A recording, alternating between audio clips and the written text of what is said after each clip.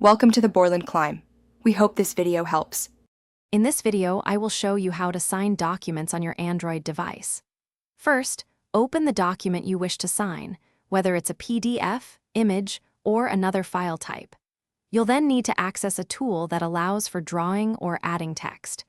We'll cover both built-in features and dedicated applications to ensure you can easily add your signature digitally and efficiently. Many Android devices offer built-in capabilities for signing. For instance, if your document is in Google Drive, open it and look for a markup or edit option. This often appears as a pen icon. Select this tool, choose a pen or highlighter, and draw your signature directly onto the screen.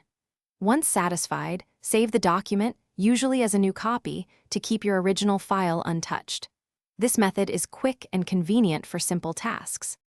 For more advanced signing needs, consider third-party applications like Adobe Fill and Sign or DocuSign, available on the Google Play Store.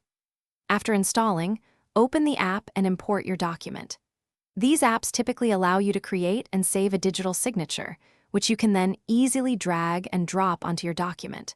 They often provide features for adding text, dates, and initials, making them ideal for official forms and contracts, requiring precise placement. To ensure a professional outcome, always aim for a clear and legible signature. If you have a stylus, using it can significantly improve precision compared to a finger. Before finalizing, double-check that your signature is correctly placed and sized. It's also a good practice to save a copy of the original, unsigned document separately.